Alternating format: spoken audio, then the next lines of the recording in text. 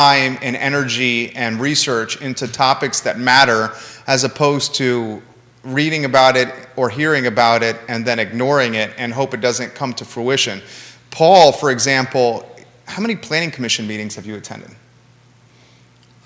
Just straight up planning committee. I couldn't even. A ton, right? Yeah, a ton over the years. Usually working to kind of shape and support some developments and stuff like that, all in the Avon Street Extended kind of area. Community stakeholders. And Jen, how many school board meetings have you attended? More so within the last year because of everything that has happened or with our daughters. With your daughters. Mm-hmm. Who are fondly identified, is it E? E1 and E2. E1 and E2. I read both y'all's social media constantly. Paul and Jen McCarter, guys in the house. Avon and Southside Charlottesville, this is your time to shine. We will make sure the news outlets hear what's going on here, because this is something. The unfortunate aspect is, and we all know this, and we respect and love, and we appreciate, Paul, I know you do, Jen, I know you do, what the value of a local media, because they hold folks accountable. The tough aspect is, because our market is so small, there's a lot of turnover and attrition with the journalists. So us keeping, and what you guys are doing, of keeping this at the tip of the iceberg is important. Judah, we are in your hands, and I see comments coming in for the viewers and listeners that are watching. If you want to give Jen and Paul some props or ask them some questions, put them in the feed, and we will relay it live on air here on the show. J-Dubs, are you feeling good? Okay. Hey man, the whole Mountain View fifth graders movement, man, the local media latched onto that. That was huge.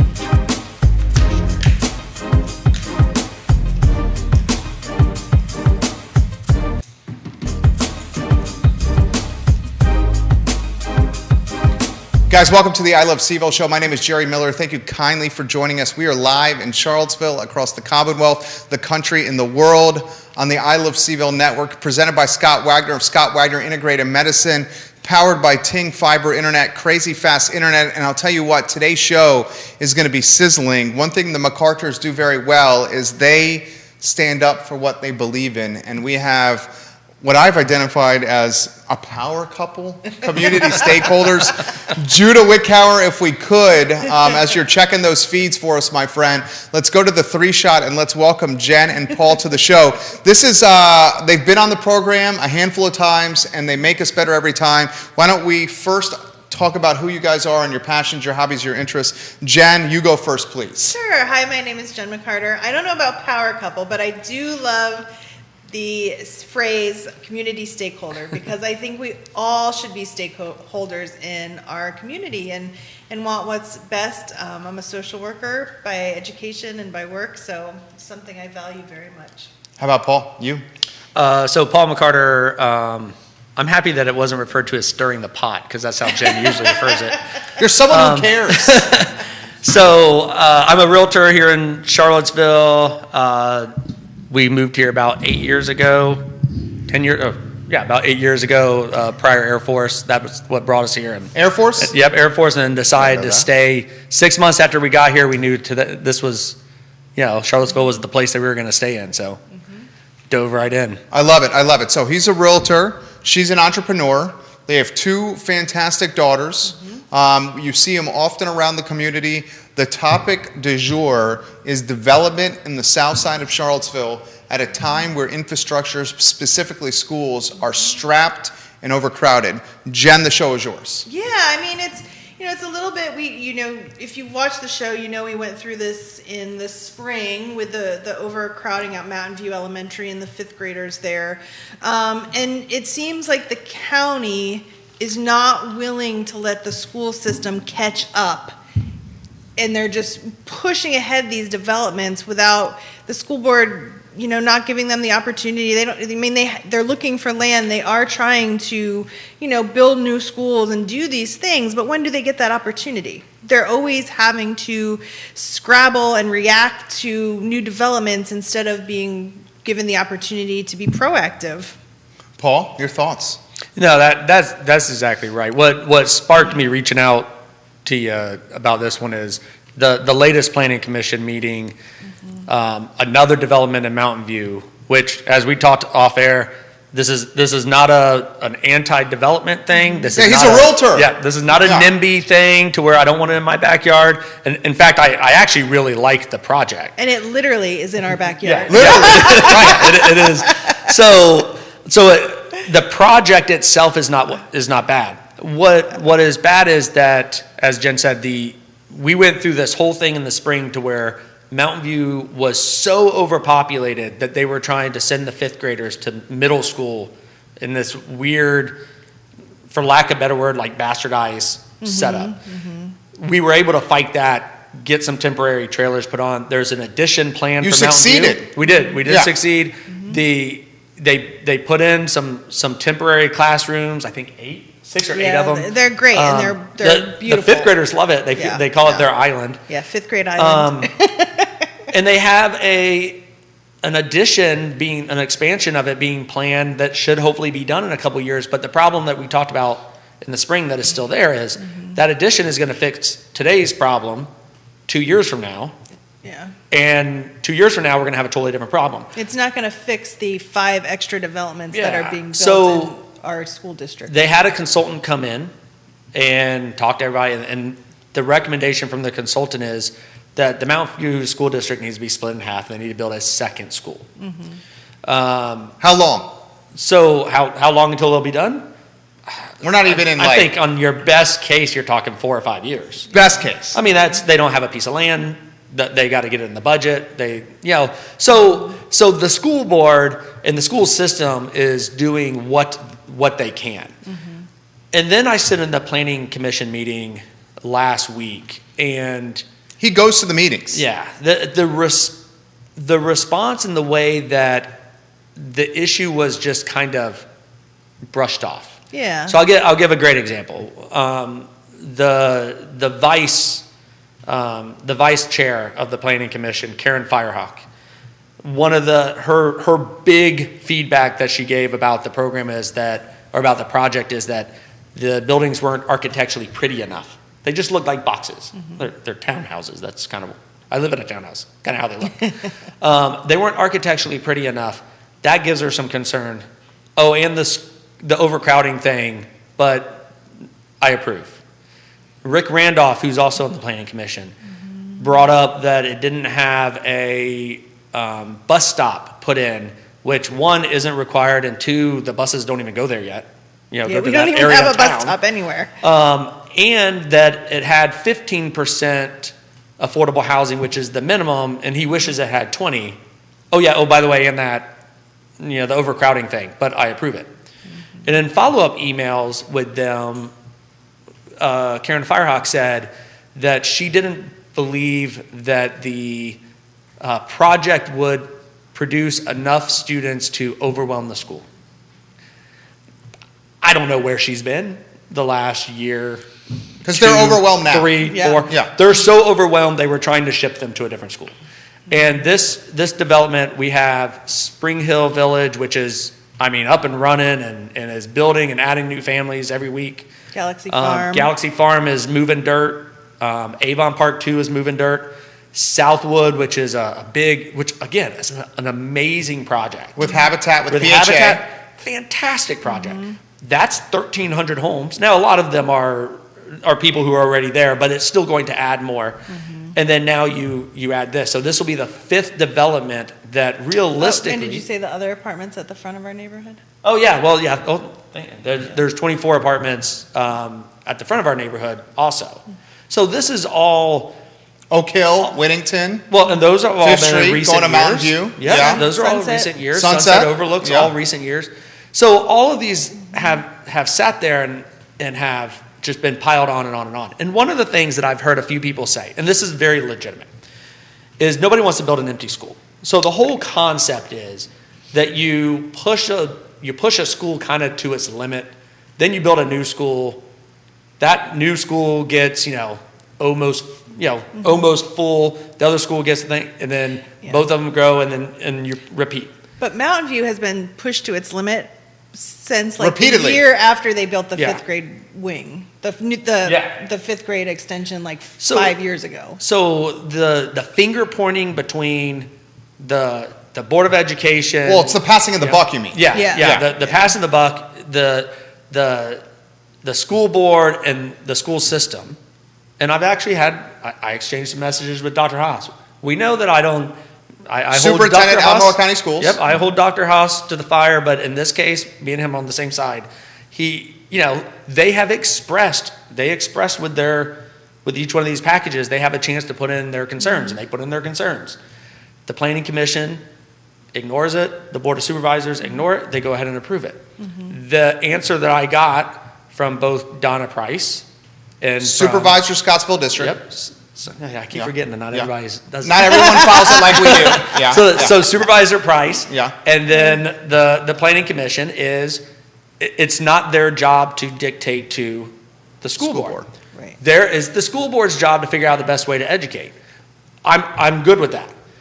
But there's a point when the school board is saying, we can't do it. Right. It's the almost school like system. the analogy of if you have a sink and the water's running at full blast, eventually the drain isn't going to drain that water and the sink overflows. And that's basically where we're at right now. Yeah. So, with I mean, the schools. it's one of those things to where the buck is passed around, the school system and the school board is saying, we have too many kids, we don't have the facilities, we're trying to make it better. The Planning Commission saying it's not our job to dictate how schools are going, it's their job to figure it out. And it'd be one thing if the school system wasn't saying anything and the Planning Commission, the Board of Supervisors didn't know there was a problem. Right. But what you have instead is the school system screaming for basically help, and the school board or the Board of Supervisors and Planning Commission just turning a blind eye to it. Jen, do you feel ignored, disregarded, forgotten? I think that it doesn't seem like the Planning Commission is looking at, they're looking at like, okay, we need all this housing, which, true. Again, this isn't, hey, we don't want these developments. But families are the heart of Charlottesville, right? Like this is a very family-friendly, community-oriented area. But you kind of lose that when you're disregarding the needs of like our youngest and most vulnerable population just because they don't vote. It's disheartening, I feel. Do we think, Paul, I'm going to get you in the mix here. Do we think that the school board should be more vocal in identifying the overcrowded nature of the schools in Albemarle? And it's not just Mountain View. Other schools in the county are super overcrowded. Is it the school board's responsibility to scream with the megaphone and say, not so fast, my friends? Or is it that the Board of Supervisors should be more in tune with what's going on? Well, I don't understand why they don't sit down together and talk about all So these I think there's a joint meeting a few times a year, Planning Commission, School Board, Board of Supervisors. What happens in those meetings, I don't know. My thing is, it'd be one thing. So the school board and the school system have certain tools that they can try to fix things, right? So one is redistricting. Nobody likes the idea of redistricting because a lot of times I'm a realtor, right? A lot of times people buy a house based off of the school system. 100%. So it's really kind of a necessary evil sometimes that people do that and all of a sudden the school district changes. But as you said, so many schools in the county are overpopulated. Or underpopulated. Or like at the elementary school level. Yeah. There's so many that are overpopulated. Like redistricting it's not a possible solution. So then the next thing is, okay, enlarging schools. Well, they did that for Hollymead. They've got the project for Mountain View, but you can only enlarge the schools so much because as the classrooms grow, everything else has to grow. Yeah. You have to have more parking. I mean, if you've ever driven down gosh. Avon Street It's a Extended, nightmare. Yeah, during open house. Yeah, it's a nightmare. It is. And they did add parking horrendous. this summer. Yeah, but to they were able to add like 6 I don't know, spaces, 8 10, spaces. so And not just that, buses. yeah, so buses, so everything has Teachers. to grow. So the the idea that so you can do redistricting, you can do addition, and then the other thing is you can add schools. The way proffers used to be done, that's changed now, which for people that don't know, that's like an amount of money that developers would pay towards the county or the city to offset infrastructure costs. They would normally pay into a proffer coffer, essentially a slush fund. Yeah. Now the proffers are much more tangible and realistic with what they're doing. Yep. He deals with this as a realtor firsthand. Yeah. So there's that kind of chicken and the egg thing of, do you build the school first or you build the neighborhood That's first? what I'm going to ask you. Are you empath? Okay, here's the question I'm going to ask you guys, then get out of your way. Are you empathetic? Maybe that's not the right word. Are you considering that they need the revenue from the rooftops to expand the schools, or the revenue from the rooftops, taxable revenue, to build the additional schools? So it's almost like you're a sports guy. It's almost like the movie Kevin Costner, Field of Dreams. If you build it, they will come, with the baseball field here.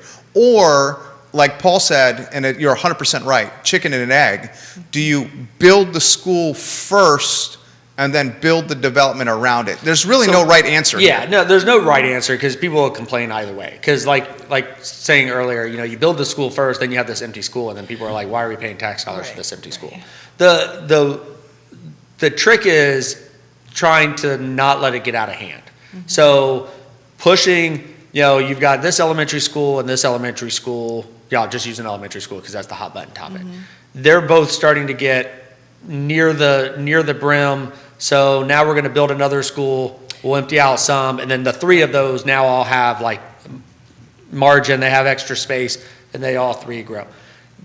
The problem with Mountain View and a couple of other schools is like they're beyond. We had teachers teaching in closets. In the library. The library. Now that we got these trailers in, we finally got a music room and an art room back up. Yeah. These are things that the planning commission, the board of supervisors, they need to recognize. So is there an answer? And I don't know if this is there an answer to where they can say, hey, we approved this project, but you can't finish it until the new school's built. It's my understanding, like the new high school that's going in, like by North Point up 29, is that, or at least I heard the plan was to build the school, fill it the first year with 9th grade only. The second year would be 10th and 9th. The third year, 11, 10. Yeah. So I mean, seems smart. Something like that, where you kind of start at the bottom, the lowest grade, and just grandfather kids in every year. Well, and that's the thing, they're up in Northern Virginia, one of the counties, I'm drawing a blank on, I don't think it was Fairfax, one of them, like the school has to be built before the properties are. So I mean, so then we know, we talk about affordable housing, and we need more houses in Albemarle. So this isn't a talking out of both sides of my mouth kind of thing. Like we need more housing. There's only certain ways that you can truly fix the affordable housing issue. And more housing is a huge one. Also, you have to build affordable housing. One of the flaws, and now we're kind of deviating a little bit, but one of the flaws that a lot of people have when we have the affordable housing thing is they try to make expensive houses affordable.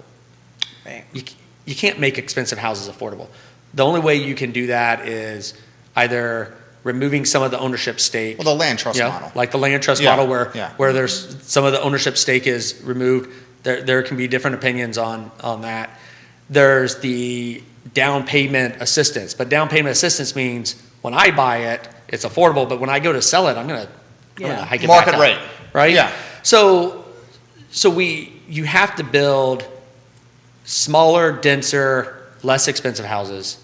The Board of Supervisors and Planning Commission just completely seem to not understand that. As an example, going back to the comment that the houses aren't pretty enough. It's like, if we want every neighborhood to have 25% green space, playgrounds, Parking. Parking. Oh, we got to have all these pretty trees. Oh, we want to have all. If the planning commission and the board of supervisors, with the rules they have in place, and we're going to run out of land. To make these, well, they make it more expensive to build the house. Yeah. That means the house has to be sold for more. So we have Mark McKinney's watching, member of the Crozet Community Advisory Committee. and he's going to offer some perspective on schools in Crozet here. Mark, I'm going to get to your comment here. TV reporters watching you guys here. I would encourage you to reach out to Paul and Jen so we can get this in the news cycle. This is something that needs to be in the news cycle. Jen, I'll throw this to you. This is a tough question.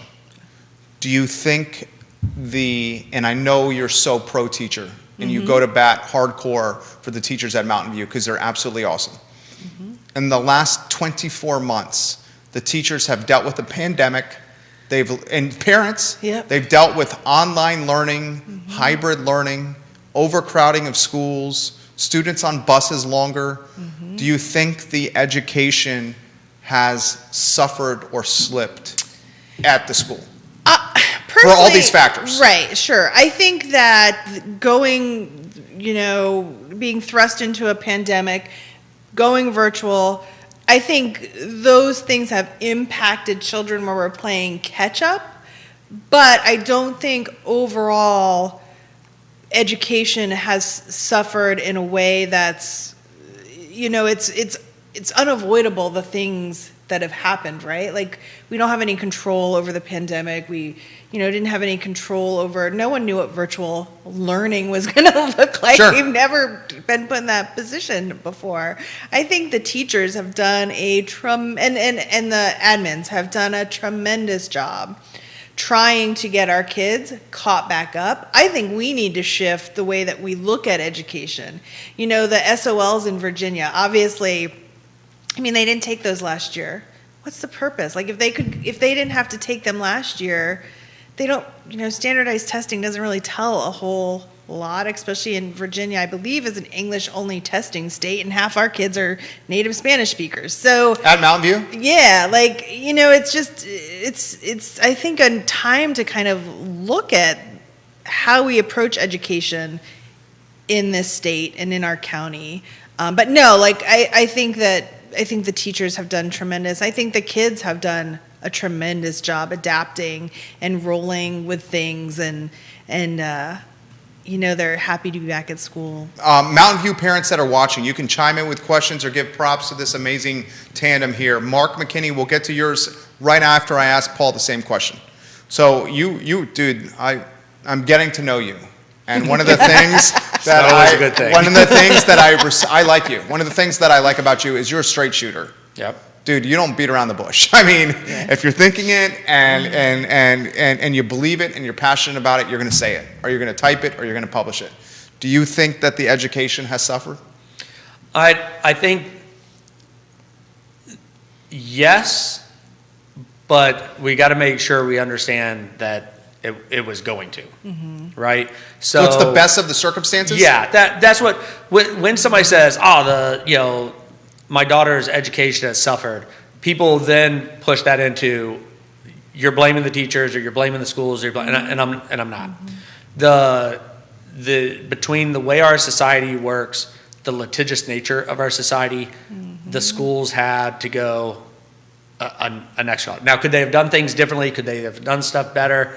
Both in hindsight and when it was going, there are definitely things I think could have been done better and differently. Sometimes the biggest one is just making decisions earlier so that people could actually adjust to them. Yeah. But one of the things that, like Jen was talking about with the standardized testing, we all think teachers should be paid more. Oh, 100%. Right? Everybody thinks teachers should be paid more. We should be clapping our hands every day for teachers. But if you look at the school budgets and the amount of money paid per student, it's been climbing like crazy. Yeah. Where's that money going, right? A lot of that money is going to a lot of the extra bureaucracy that is related to that's related to standardized testing and doing all that. So instead of having another teacher, you have to have somebody who's in charge of testing. And instead of being able to teach these extra days, now we have to spend this time to teach towards this test. Right. This is completely off the mark, but it just popped in my head as I'm doing. Our schools get kind of used for other things besides education. 100%. Well, look at voting. Look at primary voting. Right. The two parties. My kids had 2 days off of school because 3 Friday, Monday, Tuesday. Well, yeah, but the Monday because of Tuesday, elections. Because of the primaries, and it's wait a minute. 2 private organizations want to hold primaries. It's not the elections. It's two private organizations, and they get to shut down our schools for 2 days. I don't think I'd have the same. I don't think people would back that if the NRA wanted to shut down the schools for 2 days to figure out who they wanted to nominate, or if the ACLU shut down the school for 2 days. But for some reason, it's just certain things that we're like, our teachers, our schools, our students get dragged in all these different ways beyond just teaching the kids. You got folks in Redfields watching the program right now, folks in the Woodlands, and folks that look like are in Lake Renovia on our heat map. Those are our Mountain View people. Yeah, yeah. Edward Hanrahan. Oh yeah. Well, he left a little while. He's a Navy guy. Don't listen to anything he said. Giving you some props right now. Oh, unless he gives me props. He's giving you props. Mark McKinney, member of the Crozet Community Advisory Committee. The rapid growth in Crozet over the past 20 years is the perfect example of what has come and is coming to the rest of Albemarle County. Yep. Get ready. And that what he just said is perfect. The Planning Commission, the Board of Supervisors, and the school board aren't learning. Right. They're not learning. They're From history. From history. That's what you're saying. They're like the Crozet has had this issue. It's coming down, and they're just doing the same thing again. Like I'm sitting at a planning commission meeting, and they're talking about the school overcrowding the same way they talked about it 5 years ago. How do we manage this? Because you said this perfectly beforehand. Before the show started, we were having a conversation like we always do. And I'll let Jen, finish what we were talking about. We were like, it's turning into just this wealthy community. Where are the service people going to live? They're getting gentrified and pushed out here. How do we manage the need for additional rooftops and beds to accommodate all the people that want to live here, in particular folks that are living on the financial margin, with infrastructure like schools and roads, and as you identified, water? How do we manage that? How do we navigate that? And it's not even like service industry employees, but it's also teachers, fire, police, nurses. I mean, these people that are providing vital services to our area cannot always afford to live in the areas that they're providing those services in, and that's ridiculous. Like, that's not how it should be. Affordable housing is not a $450,000 townhome. Amen. Amen. Right? Although I have one coming on the market. Always be closing. I like that, Paul. Well, what you're seeing a lot. So a few years ago, the Charlottesville Area Association of Realtors, CAR, had like a leadership academy that I went through, and like one of our projects, our capstone or whatever you want, it was about trying to solve affordable housing, right? So the first thing is affordable housing, like a lot of other things in politics, is a buzzword. It doesn't always mean the same thing to everybody. Yeah. And it's just fluid enough that you'll never be able to solve the problem, because well said. It's way too easy to fundraise and get elected based off of. But one of the big things is pushes to other counties. Pushes to places like I'm seeing more and more that go to Lake Monticello, go to Greene County, go to Waynesboro. Places like that. Waynesboro is on fire. Super hot right now. Yeah. And that opens up the question of transportation, right? So like if you, I know when Keith is on the show with you guys, the whole, I always say dollars for distance. I think you guys say drive to. Now we're saying fly till you qualify. Well, yeah, fly till you qualify, drive till you qualify. So if you have to buy a car to move to the more affordable place in Waynesboro, you're going to erode your margin and your savings. You're not saving anything. So that's where I always go back to. We got to have, I don't like using the word cheaper because people think cheaper means bad, but less expensive, more dense, smaller houses. Yeah. Look, use Galaxy Farm as an example. So that's a new development that they're pushing dirt around now off of Scottsville Road right after you get to Mill Creek. When that project was originally started, Nicole Scrow was the developer at that time. It was a cool project. It was all centered around trying to build these small little cottages, 1,000 square foot cottages. Perfect for somebody downsizing, perfect for somebody living by themselves. A starter home, perfect. The county and the planning commission whittled it down. Crapped on this plan over and over to where you know what, Galaxy Farm is going to be a nice neighborhood. Jen and I have been watching it for possibly us to move to. But it's not that anymore. It doesn't check the affordable housing box anymore, No, right? it's the same as all the other new developments. And it's not because of Nicole. It's No. because what Right. local red tape and government has pushed her hand to do. Yep, everything. Is that fair? Yeah, that's exactly fair.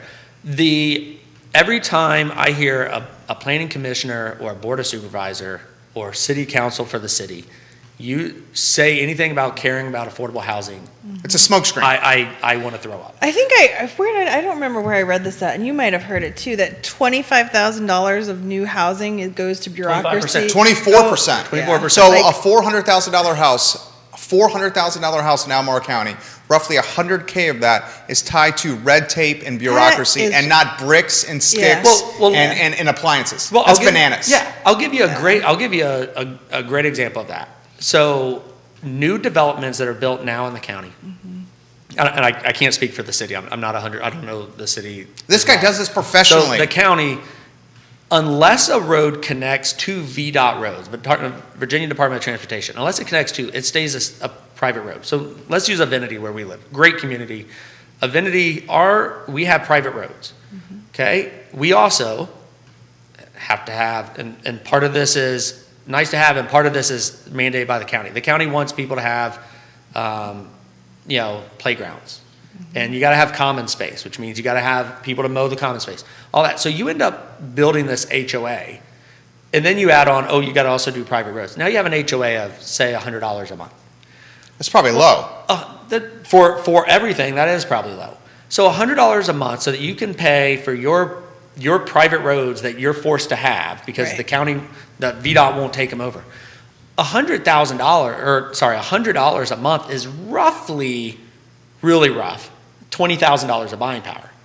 So if you $1,200 a year, $20K in buying power. So if you normally could have bought a $350,000 house, now you can only buy a $330,000. That's a good stat. There's a big difference between, if you look, there's not inventory in almost anything, but Right. you get lower, the inventory drops. So, and then what ends up happening is now you're paying this $100 that instead of you being able to buy a more expensive house and that $100 going towards your principal and building you wealth, it's just going to an HOA. So those are decisions that are being made to where people are saying, we believe in affordable housing, but we also want you to have these really expensive trees. And we also, if you do 25% green space, that means that's 25% of the neighborhood that can't be developed. The developer then needs to make more money off of the 75% that can't be developed. That's why you don't see people building $250,000 houses in Albemarle County. I don't mean to, you got a lot coming in here for you. We also have a print reporter watching the program here.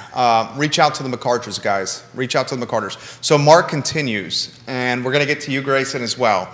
The topic of public school funding is tied directly to the state and higher education, state universities. State of Virginia provides $150 million per year to UVA, which has a yearly budget of almost $3 billion per year and an endowment of $14.5 billion. Just think what $150 million could do to public schools. The state of Virginia provides $2 billion a year to state universities. That's from Mark McKinney right there. This is from Grayson, who is down Fifth Street Extended. How have the elected officials responded to your outreach? Oh, I got highlighted stuff. He comes prepared. So all of these are emails on their official emails. So this is all freedom of information. This is public record. Yeah, I'm not sharing private emails or anything Yeah. like that. So just a couple things I notated that I highlighted. So this is from Donna Price, the supervisor Price. So after I accused them of passing the buck. So it's not my intent to try to pass the buck between the Board of Supervisors and the school board. A couple sentences later. That being said, remember how you always heard if somebody says something and they use the word but in a comma, you just ignore the first part? Right. That being said, it remains the school board's responsibility to district the students in the county schools, meaning it's the school board's responsibility to educate these kids. Nobody disagrees with that. But give them a chance But if to they're catch up. saying we can't do it, then you can't keep piling them in, or you need to figure out some way to. The school system gets 40% of the budget, so I mean, there's some ways, you got to get some stuff in the budget to do the new school. So to do the 40%, whatever. 400 million roughly yearly budget for the jurisdiction. 40% going to the schools is what he just identified. He's Yep. right. Yep. You got more. You got more communication. So here's from Karen Firehawk. And identify who she is. Karen Firehawk, Vice Chair of the Planning Commission. Right. I think I already read this one. This is the one that says, let me go to the next one. So let's see. So my staff, this is from Dr. Haas, Superintendent. My staff has discussed specific challenges at Mountain View. I'm surprised by the comment, which, just so you know, the comment he's referring to is the engineer for the project, right? So basically acting as the developer for the project. When the idea of the school overcrowding happened, his response was, there's been no objections given to us about the schools being able to handle the project. So Dr. Haas and that is saying, my staff has discussed specific challenges at Mountain View. I'm surprised by the comment, and I've asked my staff to reach out to the community development to research the origin to try to figure out what's going on. And then the chair of the Planning Commission made a comment, I'm paraphrasing because I don't have it written down, that is, it's not their job to figure out how to educate the schools. So basically what is identified is trickle-down responsibility passing. That's what you're saying. So it's really we all agree there's a problem. Mm-hmm. It's their job to fix it, but at the same time, we're going to keep making the problem worse. Yeah. Like that's just kind of that just doesn't make any sense. What do you think? I mean, I agree 100%. Just pause. It's okay to put a pause, put a pin in some of these projects. Let the school catch up, or let the schools catch up, Albemarle County, build their new schools, and then resume some of these new developments. How about this one from Laura? How much are these difficulties created by the closure of the elementary school in Scottsville? Oh, the Yancey. Yeah. That's come up in discussion. Now, there are some. I don't know exactly the answer to that because where Yancey is down in Esmont, proximity and stuff like that, I don't know how easy it would be to shift, but it is kind of something that if you take a step back and you're like, man, we're overcrowded, but there's a school that got shut down. Now, that being said, this is going to where it sounds like I might be contradicting myself, and it's really just the way my brain thinks. The reason Yancey got shut down is because it was underperforming. That's right. I think that's important. As I think that it's, especially as the pandemic has happened, I think people are starting to understand the benefit of school choice and stuff like that. And that school choice can sometimes be put my homeschool, put my kids in virtual school, private school, whatever. So as that's coming, it's imperative for the county to not just deliver a babysitter for our school, but to do education and stuff like that. So I'm not against the decision of, hey, we have an underperforming school, we need to do something to address it. I'm actually for that. Now we do have a building that's there. Now I know the building is being used for other things, but we have something there. I do wonder how that kind of has rippled in the fact, and I don't know the exact details of that. What have you heard, Jen, from the teachers about working harder than ever before for pay that's meager and below? I think teachers are exhausted and burnt out. We look at we see it now with nursing. I think UVA Medical lost 25% of their staff last year within the past year, and I think that teachers will probably be the next wave, and this is just my opinion, but the next wave of people who are like, this is not worth it. We're tired, underpaid, overworked. When people say, oh, well, you get 3 months off in the summer. Well, no, you get paid for 9 months, right, of work, and you're working 60 hours a week for 40 hours of pay. When you do that and you break it down into an hourly wage, it's not that much money for the fact that you typically have to have your master's degree, and whatnot. Well, here's an interesting. This came up during the pandemic. So I'm a I'm big in the school choice. Another reason I don't think the school board would work on it. I'm really big in the school choice. And one of the cool like concepts that started floating around, it's been around for a while, but it hit some traction during COVID, is the idea of micro schools, right? What's That's a micro the slang. school? So that's the slang I've heard it called. It basically would be like, okay, you have a teacher, and you say, okay, me, the Miller, the McCarters, the Millers, 2-3 other families. We have our 8 kids. Maybe between us we have 10 kids to make the math easy. And we say, okay, well, what's learning pods? Yeah, learning pods. Yeah. What's $10,000, right? Like if that's less than a lot of private schools. So if we did 10 students, $10,000, we could basically pay a teacher $100,000 to just teach our 10 kids. And then rotate the 10 kids around your homes or your backyards or your Well, cul-de-sacs. I know Yeah. during the quarantine, people in Glenmore got together and put up a huge tent And the parking lot of the club. and had kids. I mean, but granted, like, people in Glenmore can afford to do that. Uh-huh.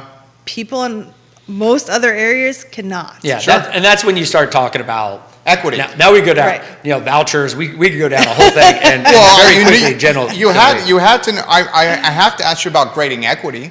Yeah. Are you So- following that? So there's if you look at, I wish I had it with me. One of my students in the graduate class I teach just did a report on it. She lives in like Hampton area, but inequity between higher income schools and schools that are in lower income areas. And I mean, historically, schools in lower income areas don't receive as much funding, don't have as many resources, are underperforming, and how is that fair? Those are the kids that need more resources. Well, yeah, and that's what.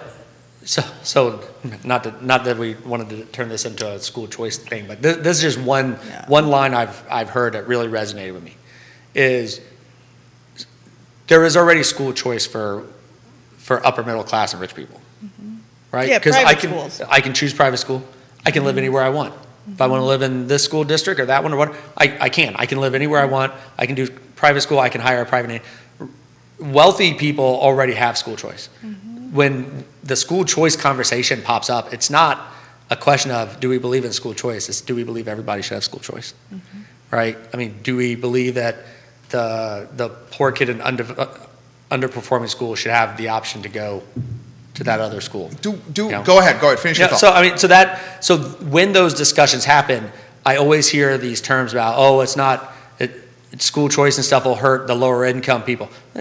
No, it won't. I mean, a lot of places not here, but like other areas of the country, charter schools have become hugely popular, and allow kids kids across the board, more opportunities to go to a school that aligns with the things that they need and or want to do later in life. So I think the pandemic has opened up a lot of people's minds on school choice, and because school choice is like the mask mandate, right? And school choice can be I want to send my kid to a school that doesn't require masks, and it can also be I want to send my kid to a school that does.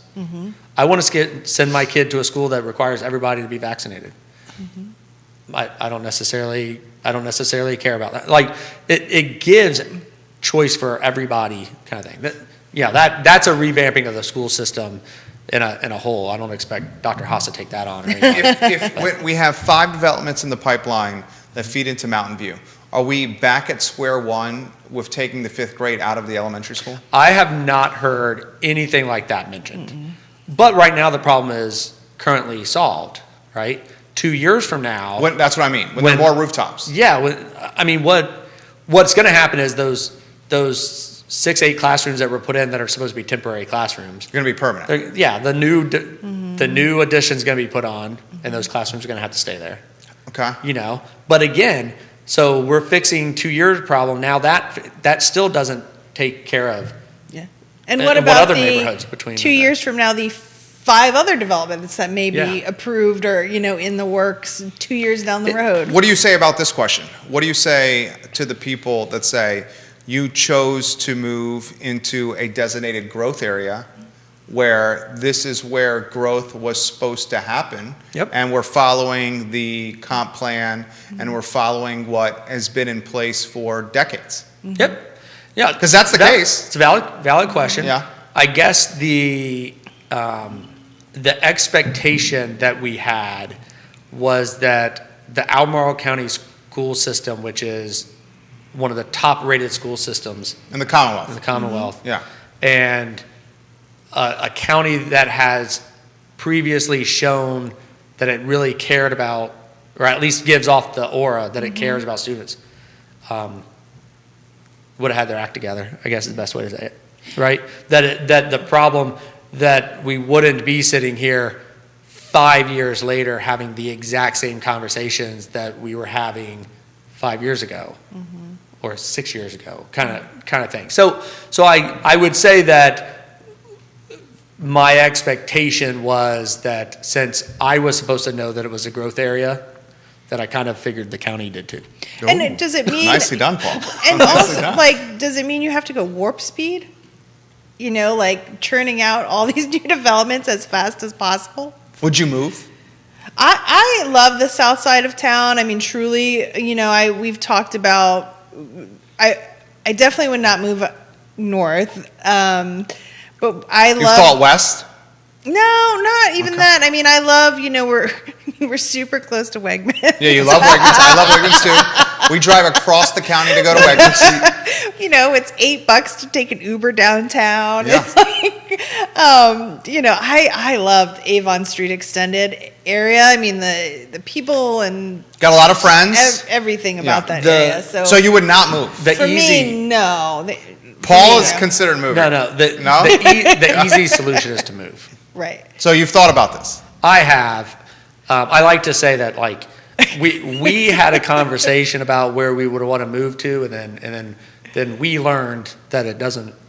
Okay, match right. what she That's how it wants. is in my house too. When we learn, it means we listen to our wives. We were incorrect about what our priorities were. That But sounds there like is my house. There is a part of that. It's the easy solution. It's when we talk about like the wealthy people and stuff. But again, like, it's the easy okay, so solution we could pack up and move, but Where would you go? well, but I'm like, a lot of people don't have that option. Yeah. You know, so who advocates for the people that are being, you know, crapped on by all this new development or by things that are happening that aren't within their control? Well said. Well said. What do you think the impact, and we talked about this briefly, these increased property assessments are going to have? Have you gone down that road? I mean, it's kind of an interesting thing for people to decide to do who keep harping about trying to make housing affordable. Mm-hmm. I mean, it's just Because it's hypocrisy. And I know we're sitting here, and if I put myself on the other side, like, and I'm listening, I'm going, man, There's no win these guys situation. can't win. Yeah. You know, he's saying that they need more housing, and then he's complaining about the neighborhoods being built, and they're saying they need more schools, but they also don't want taxes to go up. Like it is a very difficult situation. Amen. Right? That's true. Nobody, I'm not sitting up here going, you know, I mean, I got my ideas if I had a magic wand. Well, I want to hear But it. Give me. Hold on. oh, wow. You actually have a magic wand. Da-da-da. All right. So, What is your magic word? Seriously. so okay, so it's a multi-tiered approach. I like this. So, I like this. what I have seen, we're I like your gonna, husband. we're gonna knock out. So Fashion Square Mall. Yeah. Right. Oh, we wow. love Fashion Square Mall. Okay. It's interesting. It starts Yeah. there, right? So I have seen. You've heard this before, Jen. We talk about these things. She doesn't like to listen to them, but I talk about them. Vanessa Parkhill, hello. So I have seen in other places to where the county, the municipality has taken over an old mall. Mm-hmm. Now, when I say take over, I'm not talking about eminent domain, stealing somebody's property. I don't do that. Like purchased, Yeah. rented, Purchasing, moved lease, whatever. into. Sure. You move. He's a big property rights You guy. We move know that. all the Yeah. county facilities. You can empty out the building on 5th Street. You can empty out the building there on Old Lane High School. By Wendy's. Right? You can Yeah. you can bring all that. You put it all into the Fashion Square Mall. One-stop shop. Still leave businesses and stuff. You don't have to take over the whole mall. Good Lord, I don't want government being big enough. We fill up the whole mall. Plus, I like But Belk. But you take the whole, you use those buildings. That was It's funny. centrally located, plenty of parking, easy on the bus line. Yeah. I would even move the courts there. That opens a whole nother thing, talking about moving the courts. But if you were to use Fashion Square Mall as that, you could still use the food court and everything. All these county employees could go have food at the food court. There's do a that. great coffee shop in the middle of the mall. And then now, independently owned. so now you do that. You kind of bring everything there. You take care of the eyesore that is Fashion Square Mall, at least to a part, and maybe boost up the businesses on the other side. And now you have this really nice, about 12 acres on 5th Street Extended that already has a county building on it, already owned by the county. That again, this is magic wand, so I haven't never done. And you convert that to another school? Convert that to another school. It's pretty close to Mountain View, though. But that's what they're saying needs to be done. So what you would end up doing is you'd end up having that school takes care of the 5th Street corridor, which would be It's not a bad idea. your Red Hill, your Mosby Mountains, Redfields. Southwood. Yeah. All of those. Sunset. Oak Hill. All there go there. Mountain View stays there. Mountain View takes care of the Avon Street, corridor, and both have room for expansion. There's my magic wand. That's a great idea. That seriously is a great idea. And you're reusing a building that's you're reusing the mall. basically dying. Dilapidated and dying. Yeah. That is a great idea. Let's acknowledge some of the folks that are watching. You have questions coming in here. Vanessa, we love when you watch the show. You're getting props from Brittany Foster Hull, who's watching the show right now. She knows about planning. Oh, yeah. Her and her husband. husband, they live in Georgia, and he's a big transportation guy, and they're very active in their community. and she- Todd Jenkins gives you props. Eleanor Martin Shaver gives you props. 3 reporters on the feed here. Interview these people. This topic needs to be in the news cycle. Please, please, please put this in the news cycle. Put in perspective, because I saw this firsthand before I moved. Put in perspective. We talk infrastructure schools. Put in perspective infrastructure roads. Well, what about EMS? Fire, police, are they getting money to expand to take care of all these new developments? Good question. Good topic. Well, my biggest thing when we talk about infrastructure, so obviously the school's the thing that Because it's our kids. it's the thing that lit me on fire Yeah. after the planning commission. Right. Is that we would never approve neighborhoods to be built if there wasn't water. Yeah. Right? Or we would look at the Albemarle County Service Authority, we'd say, okay, you have 2 years to fix this problem by the time this project gets started, or something like that. So my problem that I have is that the schools aren't treated at the same level of infrastructure as the other stuff. They're less important. Yeah, they're less important. We would not approve a program or a project if it didn't have road, if it didn't have power, if it didn't have water, heck, we won't approve it if it only has 20% green space instead of 25, right? I mean, so there's all these other things that can shut down a project. But Schools can't. being a But school not that having is enough school space is so irrelevant. overloaded that we're putting teachers in closets, that's not good enough. So get ready for the question that you knew inevitably would be coming here. It's about slot machines. No, it's not about slot machines. We can't talk about this. You should come back on. The time with you guys flies. We're 55 minutes in. Doesn't it feel like 10 minutes? I looked at the clock the first time. So Eleanor says you should run for office. You should run specifically for supervisor. So I have just been informed that realtors can't do that. That's why you don't see any realtors on. Yeah, You'd have to recuse yourself from everything. Yeah, I would say my integrity is a big thing. If anybody questions, it's super important to me, which is why I usually do say stuff blunt, because I don't want anybody to ever accuse me of saying something. It wouldn't be right for a realtor to be on the planning commission. I would, and I would say, school board. I think the school board is definitely, school board has been in discussion way more than I thought it would for one of us. Why? Oh. So See, why? Why? Put in perspective why you wouldn't feel comfortable with it on planning commission. So one would it give me inside knowledge? It definitely would. Which that's not fair. That wouldn't be good.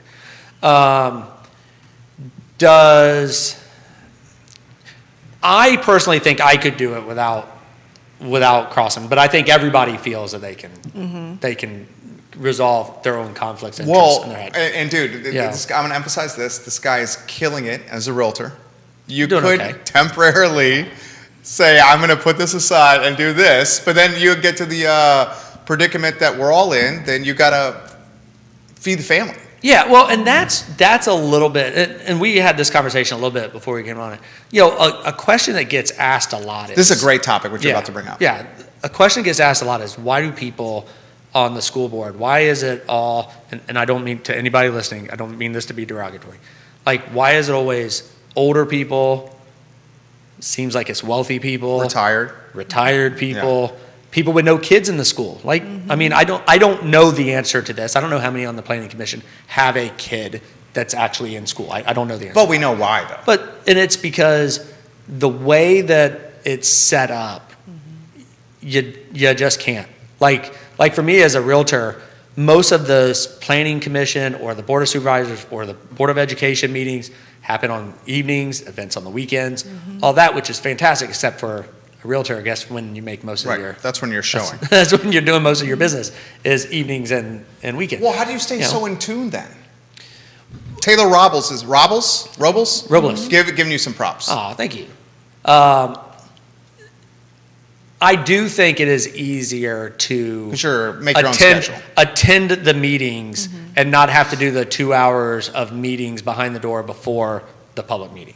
Like, that's where my thing is. Like, I'm realistic. I understand. Like, none of this is easy on people.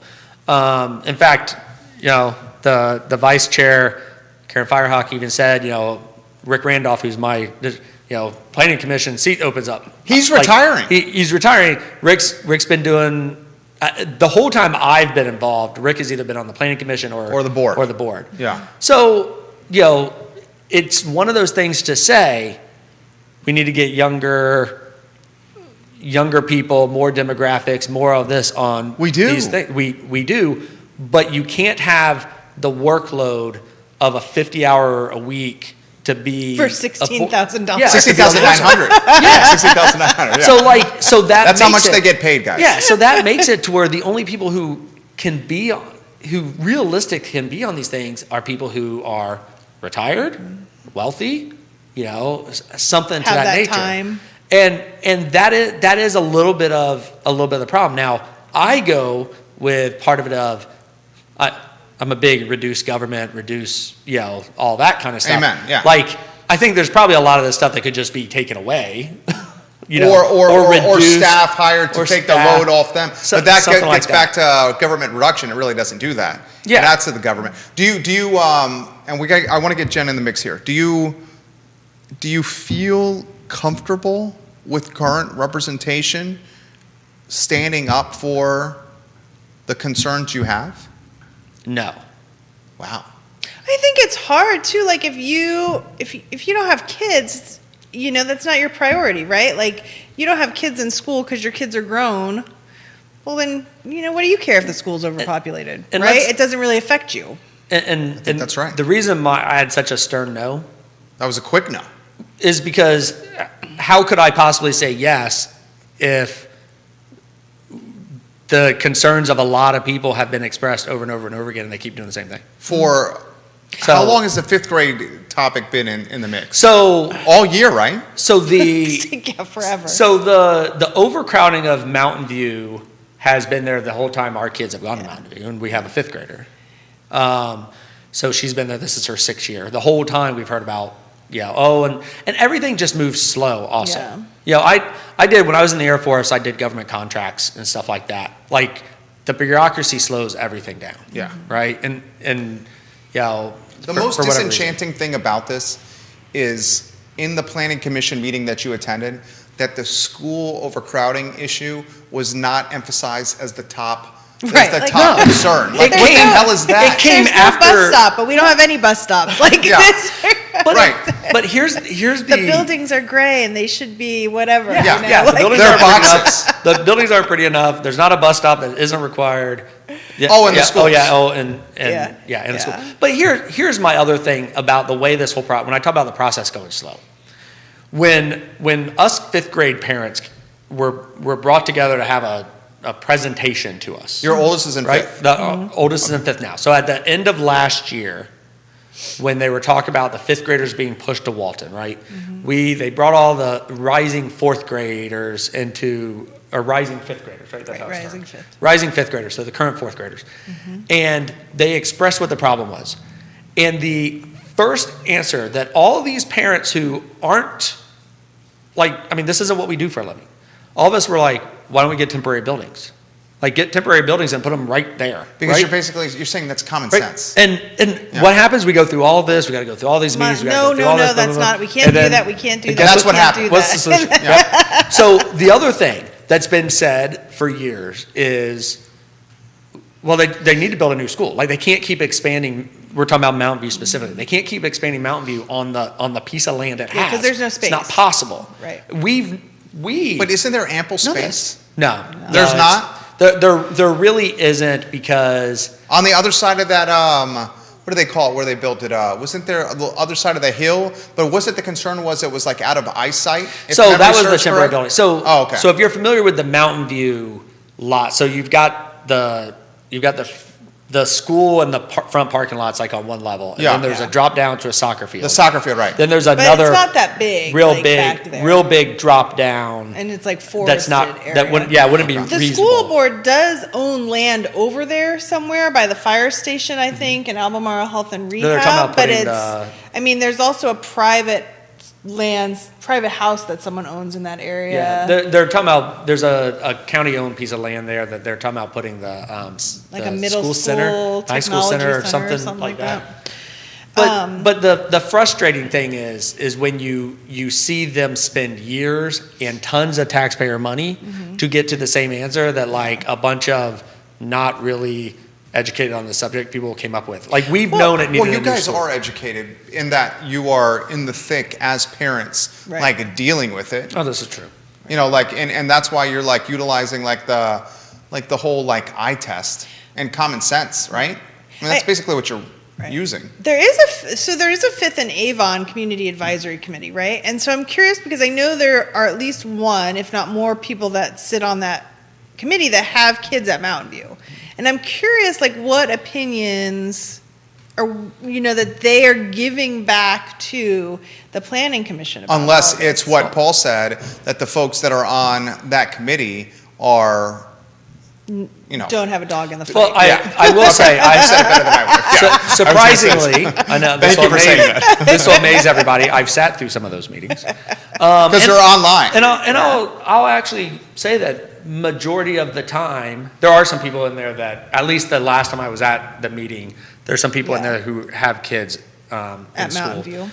Or in other schools. They express the concern, Yeah. but they're a citizen like advisory that they've got no But isn't that the swag. they've got no Pull. like real Yeah. like that's the meeting that I was at the first time for this particular project that the last planning commission.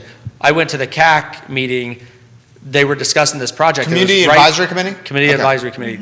They were discussing this project. That's the Avon Street project that I was at the planning commission last week for. I spoke at that. I raised the same concern, and my comment that I said at the same time, Supervisor Price and Rick Randolph were both at that meeting, and I'm like, we are in the middle right now of a fight with the school system to not basically ostracize our kids to another school. How are you even having this discussion? Right. So that's the thing that is most kind of frustrating with this whole deal for me is there are really, really good projects that should be getting told no right now because they can't be handled. And guys, just to emphasize this, he's a realtor that's saying this, okay? So Yeah. he has skin in the game on both sides. Yeah. You literally have both sides. That's why I think you're like a fantastic perspective here because you're straddling the fence. I do a lot of business, in the Mountain View School District, but I also do a ton of business along the Avon Street corridor, right? Because You're a known your commodity. neighbors, you know Yeah. your people, you know the neighborhoods. You can talk it up. So like when you're selling a house there, you can speak as somebody who lives there and knows it. And I even did a thing for this past year that I'm going to do again next year. That's like for every transaction I have that's in the Mountain View School District, I did a donation to the PTO for. Nice. Right? So I'm all in, I guess is the best way to say it. So when I see this, it hurts to say that project shouldn't be done because I know the project needs to be done, helps, but I also think that the kid that gets put in that project should also, that lives in one of those rentals or has the same advantages as a kid that goes to Meriwether. Yeah, should have a school to go to. Is that what you're saying? Well, throwing out, there's a reason we throw out Meriwether, obviously, western side. It's not crowded. A lot of money. Their PTO gets a whole lot of money. Yeah. It is one of those things to where I'm very happy with my kids' 100%. education at Mountain View. We would not move to Meriwether, and this isn't to say Meriwether Lewis. Yeah, you're not knocking. We wouldn't move to Meriwether Lewis or to Hollymead, or if we were going to stay in Albemarle County, we're going to stay at Mountain View. Yeah. When you see that and you talk to one of the teachers, or you talk to somebody in administration, or you talk to somebody at Albemarle County Public Schools, and you go, "What do you think of this?" And you see them bite their lip because they want to say about how ridiculous it is, but they don't feel like they can for whatever reason. Let's do this, and I love when you guys come on the show here. Paul and Jen McCarter, for those that are listening on Spotify, iTunes, Apple Podcasts in their car and not watching the feed, they are community stakeholders. This is from Vanessa, and then we'll close with a final word. Okay. And Jen, you go first here. Time flies with you guys at 1:40 here. Vanessa, the education of our children affects everyone in the community. Mm-hmm. They will be the people making the decisions when we get old, whether we have our own children or not. So I think that is a beautiful comment right there from Vanessa Parkhill, who watches the show all the time. Eleanor says it's all the schools in the county that are absolutely overcrowded. And I concur with that. And I respect that they're have the courage to speak up on this, because not everybody does, or the time to put into this. So 2 traditional media outlets watching you guys on the show. Mm-hmm. Jen, anywhere you want to go here with a final word? Well, I think I said this once when we were on the show before, but, when you look at, we all should be invested in kids within our county, within the city. Kids, especially I think today, need support from adults more than ever, right? Like, we all should want the kids in our area to thrive, and we all should figure out ways to support that. Whether you have a kid that goes to school here or is grown or whatnot, right? We want our kids to be successful and healthy and happy and to grow up to be good citizens of the world. All said. Paul, PM. The last parting shot. No, the biggest thing is to realize that we have to have a balance. Mm-hmm. There has to be a balance of everything. You have to balance development with the schools. You have to balance the desire for nice, pretty neighborhoods with affordable housing, and you have to balance all of these things. So sometimes that does mean that you have to make some hard decisions. Mm-hmm. There's just because a decision's hard doesn't mean it can't be done, I guess, is the biggest thing. Right. And I think sometimes things get pushed. I think the school system, the school board, I don't know when they give their feedback, if their feedback is, hey, FYI, we're overcrowded, remember? Or if their feedback is, we can't do it. Mm-hmm. And people need to be, if that's the answer, if the answer is we can't do it, they need to say the words, we can't do it. And then us as a community need to look and go, oh crap, like, what do we need to do? Tough decisions need to be made, and I feel like a lot of times people either pass the buck hoping somebody else will make the hard decision, or they just figure, I'm going to make the easy decision and then somebody else will deal with it and fix it. Mm-hmm. That's what I think we see a lot in the county leadership right now. I think that's what's happening. Very well said. Paul and Jen McCarter, you guys are great. Thank you. Seriously, excellent work. That's the show. We go along with when they're on the show. And we do it because you guys bring ammunition, and you guys are good. All we're trying to do here is have real conversation and hope that conversation is going to impact things. And they positively impacted, along with some other parents, Mountain View and the 5th grade staying at Mountain View. You guys had so much influence on that. and hopefully influence with this as well. So we'll follow it closely. We're back tomorrow with Mr. Alex Erpy on the show. And think about the time of year with the holidays, guys, and what it means to the community and for those most importantly in need. For Judah, for Jen, for Paul, I'm Jerry, and this is the I Love Seville show. Take care. Thank you. Dude, you guys are so good. It's so good. When did we get our show? What?